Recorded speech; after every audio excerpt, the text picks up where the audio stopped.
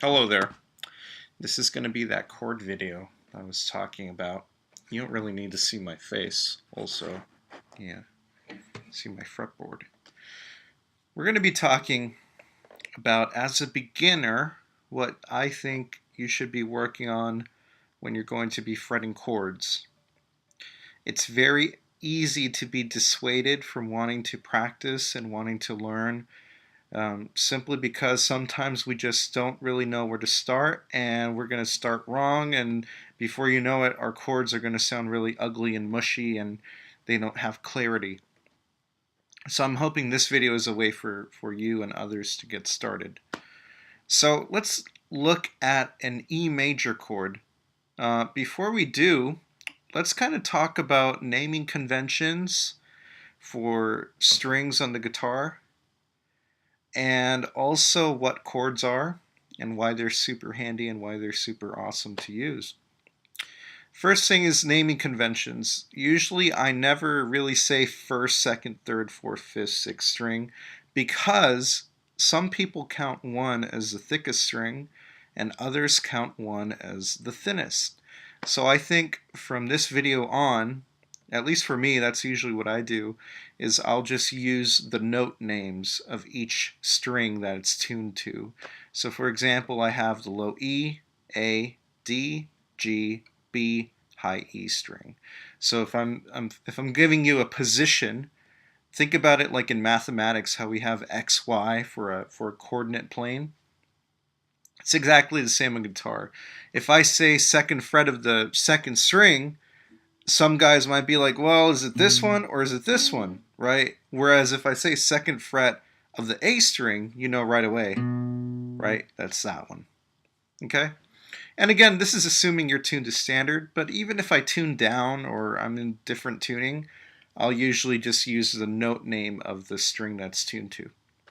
Anyway, chords are very cool because they are essentially just two or more notes that we play together to create music. Now, one note sounds like this, but if I create a chord,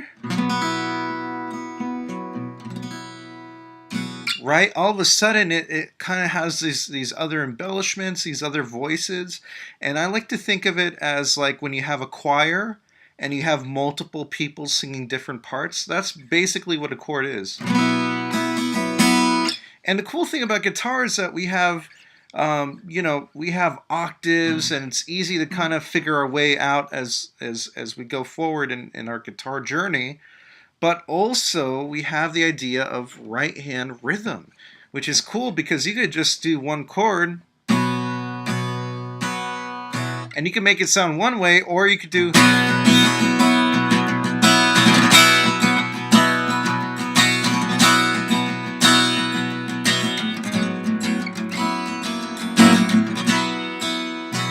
right, and all of a sudden it transforms and creates music just by changing up that rhythm. Okay, so guitar is very much a chordal, melodic, harmonic, and rhythmic based instrument, and we have to treat it that way. So learning chords is essential. Chords also help us to create songs, and we could do,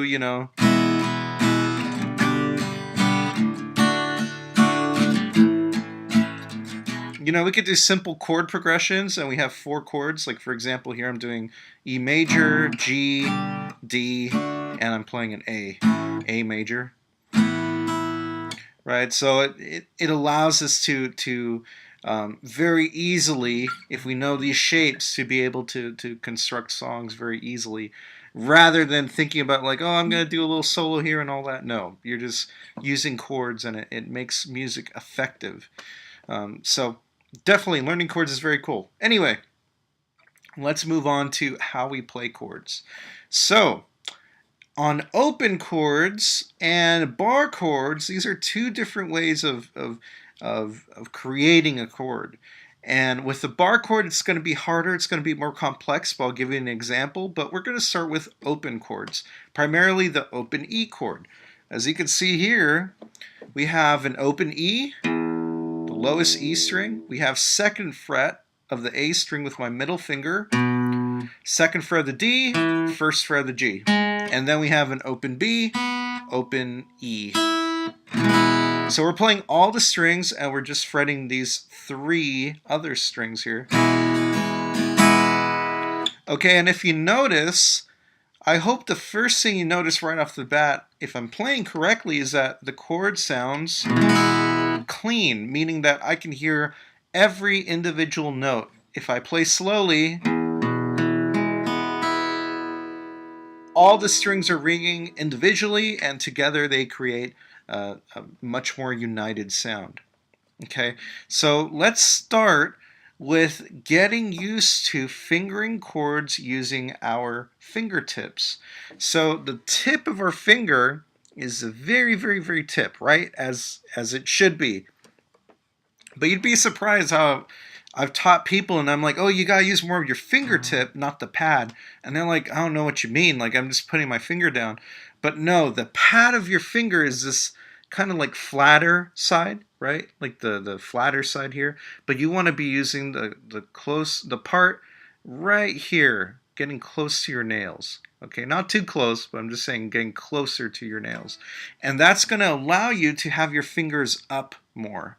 Okay, it's going to have the fingers going this way. And you'll notice right off the bat, if you're used to kind of playing like this, and you don't hear the chord sounding too clean, or it sounds okay, but it doesn't sound complete, usually if I tell somebody, hey, you should kind of bring those fingers up, that's usually one way to do it. Another thing is that the Redditor that posted on this said, is that he or she, that person, said that, oh, well, from what I've heard is that you have to keep your finger right in the middle of the fret. Like if you're going to fret down on a note, it's got to be right in the middle. But if you notice here, what's going on with my fingers? Well, my middle finger is kind of close to the middle, not quite, but my ring finger is not close to the middle at all. It's actually closer to the next fret, the second fret here. See that? It's right there.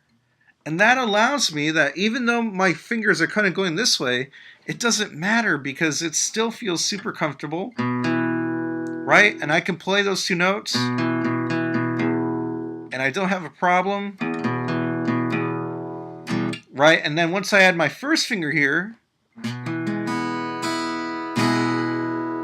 right? So it doesn't really matter where you're pressing down as long as you are pressing down hard enough in between the frets. That's the other thing I want to talk about, pressure. So how do we create the amount of pressure that is necessary to press down on these strings? Because you'd be amazed how, how much pressure you might need that maybe you're like, oh, well, I feel like it wouldn't need that much. And then before you know it, you might hear that, where you're not putting enough pressure, but your fingers are in the right spot. Well, there's 2 ways. 2 very easy ways that I like to use, and a lot of guitarists use, even when they're playing bar chords or whatever, is the thumb method, which is that you have your thumb right in the back of the neck, somewhere along the back of the neck. And let's take a look at the back of the neck really quick. So this side right here is the thinner string side, and this is a middle, and this is a fatter string side. I usually keep my thumb either right in the middle or going more towards the fatter string side. So, actually that's a lie. It goes the other way. So usually because I was looking at it the wrong way. Usually my thumb is going more towards the thinner string side. So when you look at it like this, sometimes if I'm stretching out further, my thumb, you can see it over here, and my fingers can go that far. So that's the idea, is that you want to get used to moving the thumb and figuring out where it's going to work best. On open chords, it's usually going to work just fine being right in the middle of the neck, and we're going to press our thumb going that way, and our fingers are going to press the other way. And let's do a quick little physics lesson. If I press this guitar, right, look at what happens if there's no resistance on the other side, right? So think about that. You're pushing down on these strings very, very hard, but you're not giving any leverage back. it's going to make it very hard to be able to provide the pressure necessary. So that's why we can use our thumb, and I have mine right in the back of the neck, and it works just fine. It works great. You know, I could just, and for most chords, right, doesn't matter, right, you can do that. But let me show you the other way, which I'm much more used to, which is instead of using your thumb to push on the back of the neck, it's to use this fatter side of your palm. And this is a very common grip. If you see here, I'm using right about here, right below this part of the thumb, this bone. I'm using the fleshy part of my palm here, just enough to push back. And it requires less pressure, actually, from my palm. And it gives me a little bit more of a comfort level where I can do this, and I feel like I have a good enough grip. Another thing I'm doing is that my thumb does not touch the strings. In fact, instead of touching the strings, it kind of helps by pushing on this side of the neck, okay? This top side of the neck. I'm kind of pushing a little bit, kind of like grabbing onto it. And that allows me to be able to fret the chord just fine. Okay, so let's do a little recap. Fingers up. Having enough pressure, using your thumb or your palm or a combination of the two really helps. And also you can fret anywhere between these two frets as long as you're fretting hard enough. Okay, so that's the general gist of how to get started. Now let's look at two more chords. Let's look at two more chords. Here is a G major chord. It's a third fret of the low E, played with my my middle finger, first finger, second fret of the A, and then we're going to do the simple version, which is just third fret of the high E, right, those three notes. But what I am going to be doing is playing all the strings like this. And if you notice, look at what's happening with my thumb. My thumb is kind of sideways like this, and I'm pressing back using this part of the thumb. It doesn't matter what the heck you use, as long as it allows you to have your fingers up and be out of the way, and you can play these chords cleanly. Now, I can have my thumb right in the back of the neck, in the middle. I can have it up here, but I feel very comfortable kind of having it like right around here. There's no right or wrong way to do this. It just simply requires some practice to do. Now, one reason I'm talking about the G chord is because most people tend to kind of do their fingers way too flat. And you usually hear something like that, where you can hear some of the notes, but you might hear something like that and it doesn't sound right. So the idea is that, again, the easy way to remedy this is have your fingers come up like that. So it's about curling your fingers. It's not about moving your whole finger, you know, like having it super straight up like that. No, you just want to be able to curl your fingers kind of like you're doing like a clawing motion like this. And that's generally the way you're going to be able to do these different chords. Now, also one thing I do want to know is that you don't always have to have them super straight up.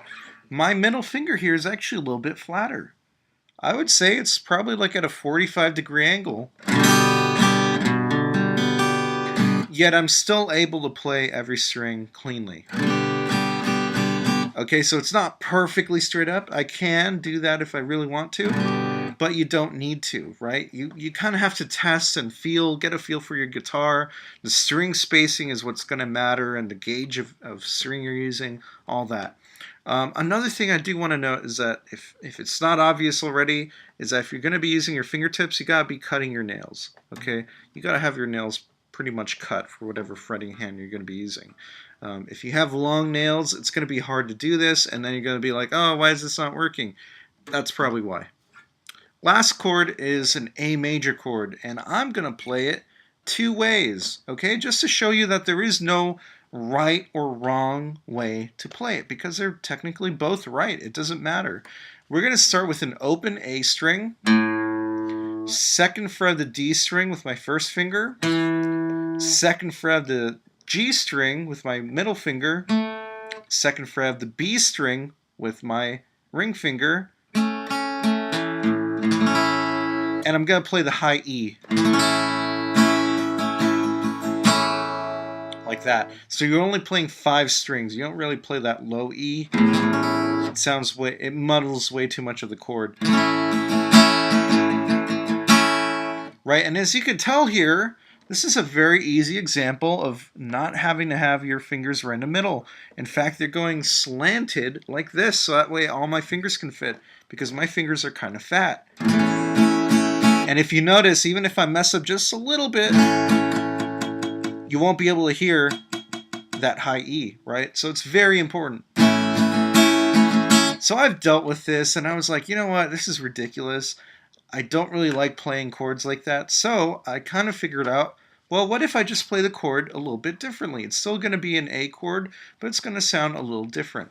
It's going to be an open A, and this time I'm going to bar all the way across the second fret from the D string up to the E string. Right? So a bar means that you're going to press down your finger across all those strings.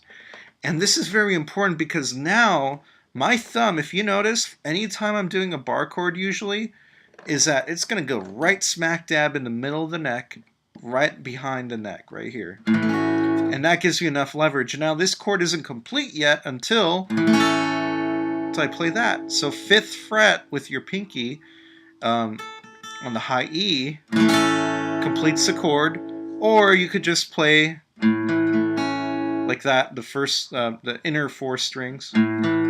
So the A, D, G, B strings, and you don't play anything else. And that's usually what I'll do for an A chord, or I'll just play it like this. Or I'll do other bar chords all over the neck, that's something that's more comfortable, because usually doing this can be pretty hard for me, you know? But I like to do this.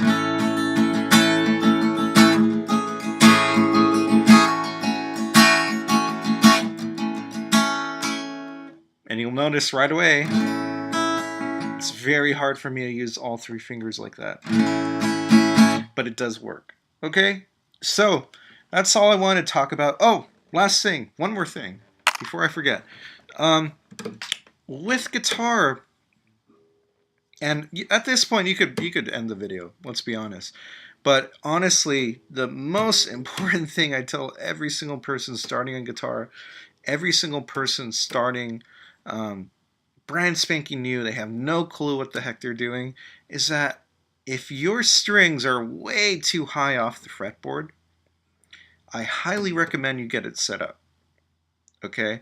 And if you're going to be playing acoustic like I am here, I highly recommend that you get your guitar set up for 11 gauge strings.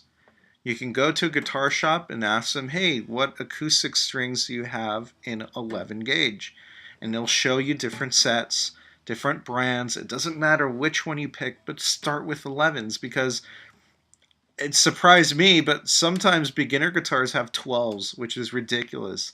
It's a really thick string, can be really hard to press down. But 11s is a little bit easier, and it sounds great either way.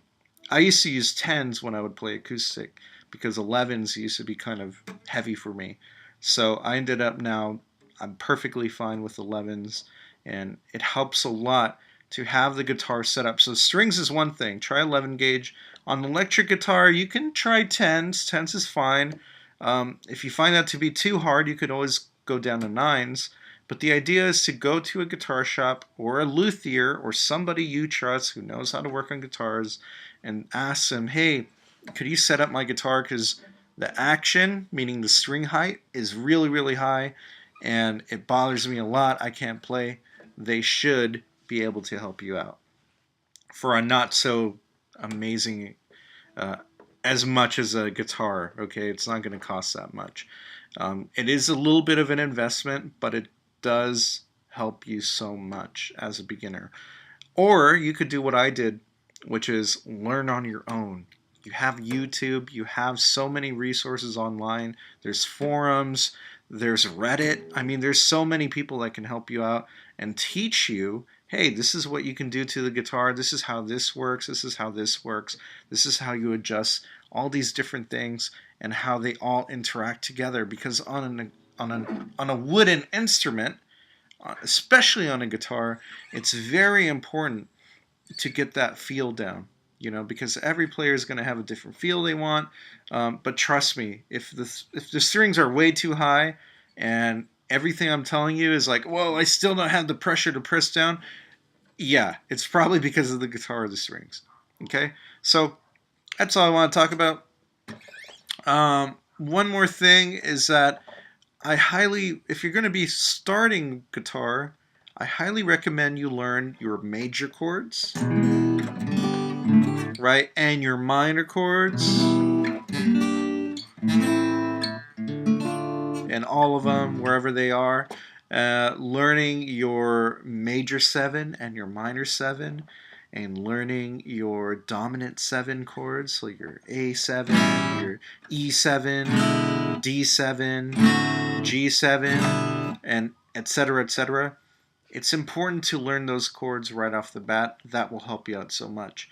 After you learn some open positions of those chords, then graduate to bar chords. Bar chords is going to allow you to open up a whole new experience on guitar where you're using more of the guitar neck rather than just staying here within the first like 4 or 5 frets, right? You're going to be able to use more of the guitar with chords. Then from there is when you would consider, scales, improvisation, whatever. But naturally, the first thing you should be learning as a guitarist is chords and rhythm. Chords and rhythm. That's really the best way to go about it. And then you might be able to learn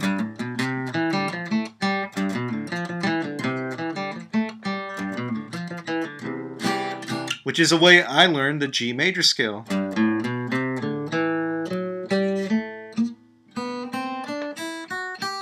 Which I forgot how to play it like that, because I know how to play it like that.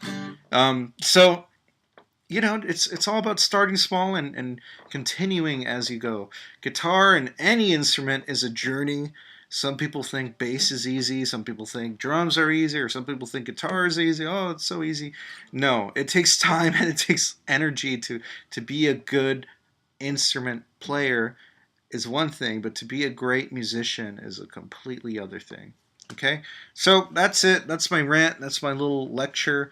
Hopefully this helps you out and anyone else, because I don't want you to give up or anybody else to give up on guitar. It's an amazing instrument. Helps out in a lot of ways to write music. All right, so thank you so much for watching. Have a good one.